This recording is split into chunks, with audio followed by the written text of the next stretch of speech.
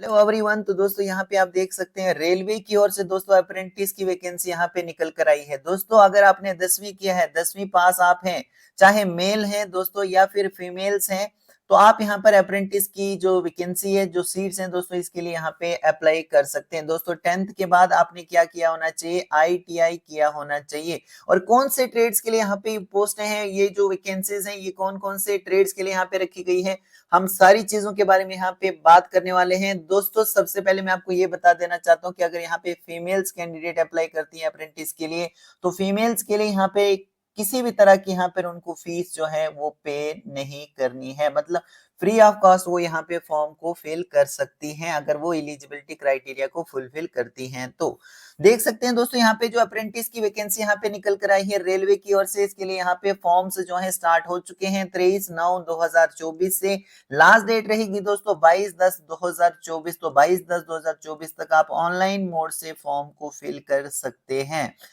अगर आप इंटरेस्टेड हैं दोस्तों फॉर्म फिल करने के लिए, तो आपको यहाँ पे विजिट करना होगा ऑफिशियल वेबसाइट के ऊपर, जो कि है www.rrcwr.com। ठीक है, यहाँ पे आपको विजिट करना होगा, जो यहाँ पे मेंशन की गई है वेबसाइट, इसी पर आपको विजिट करना होगा जब आप यहाँ पे अप्लाई करना चाहेंगे।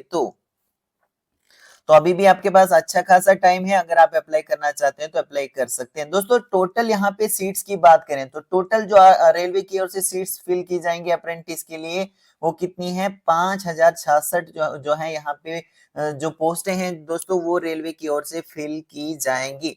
दोस्तों अगर हम यहाँ पे बात करें कि कितनी यहाँ पे जो एज है वो आपकी रखी गई है, तो यहाँ पे आप देख सकते हो जो क्लोजिंग डेट है 22/10/2024 का यहाँ पे क्लोजिंग डेट है, मतलब लास्ट डेट है यहाँ पे फॉर्म की। तो लास्ट डेट तक आपकी जो एज है वो 15 साल की कंप्लीट होनी चाहिए और 24 साल से ज्यादा आपकी एज नहीं होनी चाहिए, तभी जाकर आप यहाँ पे अप्लाई कर सकते हैं। और इसके अलावा आपकी आसानी के लिए, आपको समझने के लिए यहाँ पे डेट ऑफ बर्थ भी मेंशन की गई है दोस्तों, कि किस डेट से लेकर किस डेट के बिटवीन में, उसके बीच में आपका जन्म होना चाहिए, तो वो भी यहाँ पे मेंशन किया गया है। अभी मैं आपको बताता हूँ दोस्तों।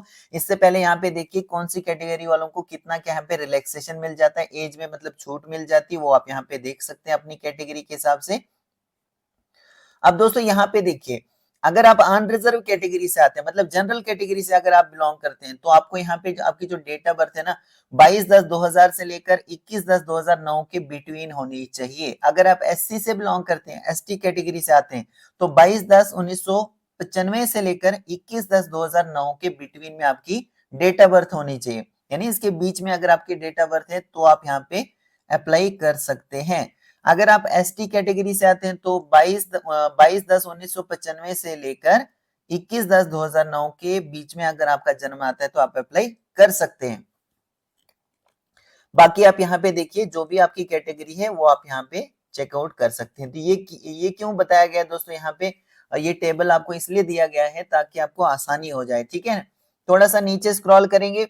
अब देखिए दोस्तों, यहाँ पर बताया गया है क्वालिफिकेशन, क्वालिफिकेशन के बारे में। तो देखो यहाँ पे आपकी जो क्वालिफिकेशन है दोस्तों, ये होनी चाहिए 20/9/2024। 20/9/2024 जो डेट यहाँ पे मेंशन की गई है दोस्तों, 20/9/2024, तो 20/9/2024 तक आपका 10वीं जो है वो कंप्लीट हो जाना चाहिए और आपने ITI किया होना चाहिए 10वीं के बाद। दोस्तों 10वीं के बाद आपने क्या किया होना चाहिए? ITI किया होना चाहिए। ठीक है, और ITI जो आपने यहाँ पे 10वीं किया है, 10वीं में आपके जो है 50% मार्क्स तो कम से कम होनी चाहिए, ज्यादा से ज्यादा अगर आपके 90% है या 99% है तो बहुत ही अच्छी बात है, लेकिन 10वीं में कम से कम मिनिमम जो है 50% मार्क्स आपके होने चाहिए। ठीक है, और जो आपने ITI सर्टिफिकेट, आपने ITI जो की है दोस्तों, ITI जो है ये ITI certificate affiliated to NCVT SCVT is compulsory in relevant trade. तो ये जो यहाँ पे ITI सर्टिफिकेट जो है ये कंपलसरी है। यहाँ पे जो भी यहाँ पे ट्रेड्स नीचे मेंशन किए गए, इन्हीं में आपने जो है ITI की होनी चाहिए, क्योंकि इसी में यहाँ पे सीट्स जो है निकाली गई हैं। अब देखिए दोस्तों, यहाँ पे बताया गया है फिटर ट्रेड की यहाँ पे जो है सीट है, वेल्डर ट्रेड की सीट है, टर्नर ट्रेड की सीट है, मैकेनिस्ट की है, कारपेंटर की है, पेंटर की है, मैकेनिक की है। इस तरीके से मैकेनिक मोटर व्हीकल की है। तो थोड़ा सा अगर आगे देखोगे तो यहाँ पे देख सकते हो electronics mechanic, wireman, mechanic refrigeration and AC, इस तरह से pipe fitter, plumber, draftsman civil, stenographer English. ठीक है, स्टेनोग्राफर इंग्लिश, फिर यहाँ पे है fogger and heat treater electrician की भी यहाँ पे जो है सीट्स हैं वो आप यहाँ पे देख सकते हैं। ठीक है, तो इन ट्रेड्स में अगर आपने 10वीं के बाद दोस्तों जो यहाँ पे मेंशन किए गए हैं ट्रेड्स, अगर इसमें आपने आईटीआई की है, 10वीं के बाद ही आईटीआई होती है दोस्तों, तो अगर आपने आईटीआई की है इन ट्रेड्स में तो यहाँ पे सीट्स हैं, आप अप्लाई कर सकते हैं। बाकी जो एलिजिबिलिटी क्राइटेरिया है वो मैंने आपको बता ही दिया। ठीक है, आपकी एज वगैरह जो है तो वो भी आपको यहाँ पे देखनी है। तो अगर आप फुलफिल करते हैं सारी चीजें तो आप अप्लाई कर लीजिए, अभी भी आपके पास अच्छा खासा टाइम है दोस्तों। थोड़ा सा नीचे स्क्रॉल करते हैं।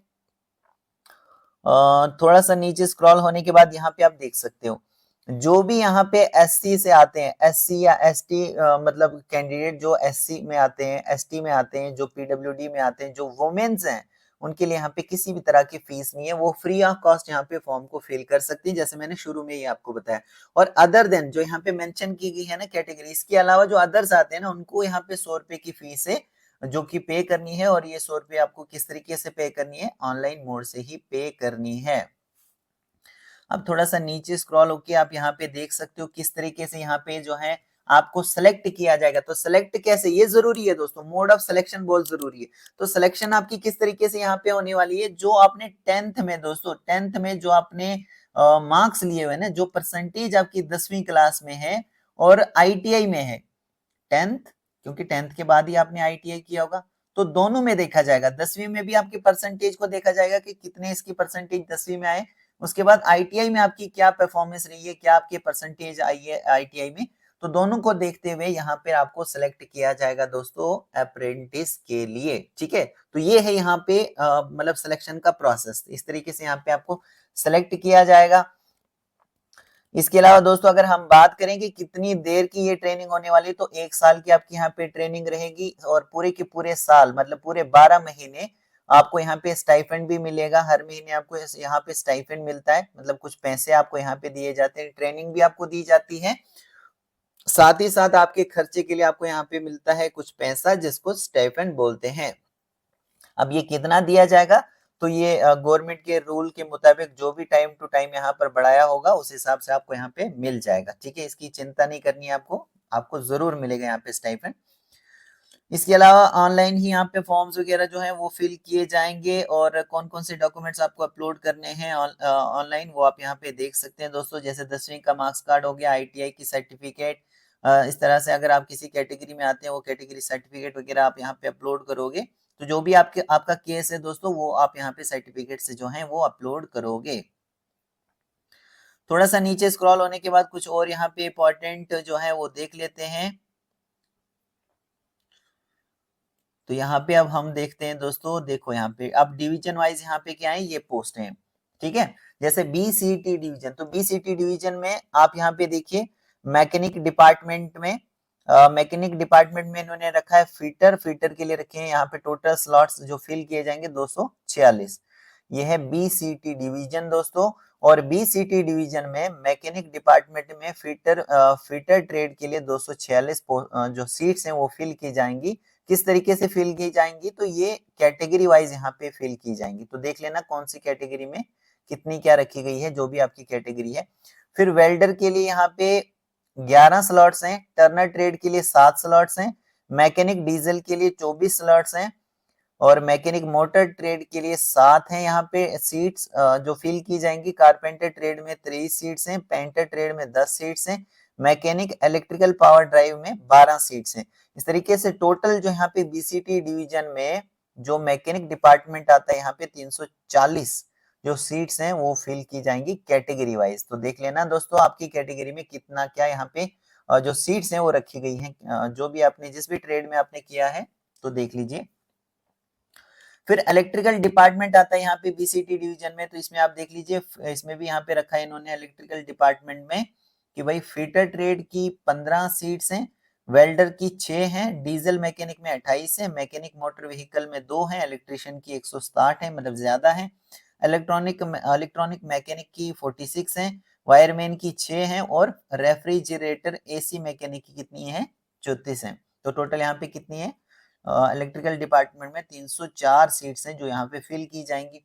फिर यहाँ पे इंजीनियरिंग डिपार्टमेंट है, इसमें देखिए यहाँ पे 175 टोटल यहाँ पे फिल की जाएंगे ट्रेड, आप यहाँ पे देख लेना।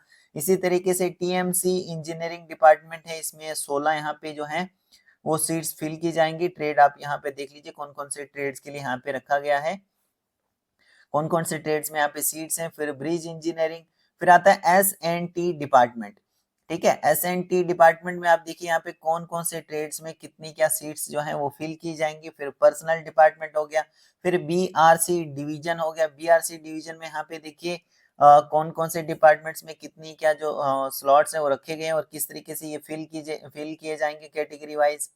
थोड़ा सा नीचे स्क्रॉल करें, फिर यहाँ पे एडीआई डिवीजन आता है। एडीआई डिवीजन में आप यहाँ पे देखिए एडीआई डिवीजन में यहाँ पे मैकेनिक डिपार्टमेंट में 380 सीट्स फिल की जाएंगी। इलेक्ट्रिकल डिपार्टमेंट में जो है वो 258 यहाँ पे जो सीट्स हैं वो फिल की जाएंगी। इस तरीके से इंजीनियरिंग डिपार्टमेंट में टोटल 170 यहाँ पे फिल की जाएंगी। ओके, फिर यहाँ पे जो है इसी तरीके से आप नीचे स्क्रॉल करते जाओगे और यहाँ पे चेक करते जाओगे। फिर नेक्स्ट यहाँ पे देखिए आरटीएम डिवीजन है, यहाँ पे आप देख लीजिए कितनी क्या सीट्स जो है यहाँ पे फिल की जाएंगी। फिर नेक्स्ट अगर हम बात करें दोस्तों, नेक्स्ट आता है आरजेटी डिवीजन, इसमें आप यहाँ पे देख लीजिए। नेक्स्ट थोड़ा सा नीचे स्क्रॉल करोगे तो यहाँ पे देख लीजिए दोस्तों, नेक्स्ट जो यहाँ पे डिवीजन है वो क्या है, MXW शॉप वर्कशॉप, ठीक है। तो यहाँ पे आप देख लीजिए कौन कौन सी जहाँ पे ट्रेड्स हैं जिनमें यहाँ पे सीट्स हैं जो फिल की जाएंगी। ओके, तो यहाँ पे आपको इसी तरीके से चेक करना है दोस्तों कि कौन से यहाँ पे जो डिवीजन है उसमें कितनी क्या सीट्स हैं और कौन कौन से ट्रेड्स के लिए सीट है। और इसी तरीके से हेडक्वार्टर ऑफिस की बात करें तो हेडक्वार्टर ऑफिस में यहाँ पे क्या है, ये देखो यहाँ पे ट्रेड स्टेनोग्राफर का 4 सीट्स हैं यहाँ पे। और यहाँ पे टोटल जो है 34 सीट्स हैं जो फिल की जाएंगी दोस्तों। और ग्रैंड टोटल की बात करें तो कितनी सीट्स हैं यहाँ पे जो फिल की जाएंगी रेलवे की ओर से, 5066 जो सीट्स हैं वो यहाँ पे फिल की जाएंगी रेलवे की ओर से। तो ये यहाँ पे क्या है, हेडक्वार्टर ऑफिस में यहाँ पे ये पर्सनल डिपार्टमेंट में यहाँ पे 2 ट्रेड्स बताए गए हैं जिसमें यहाँ पे सीट्स फिल की जाएंगी, जिसमें स्टेनोग्राफर भी इंक्लूडेड है, तो आप यहाँ पे देख लेना। ठीक है दोस्तों,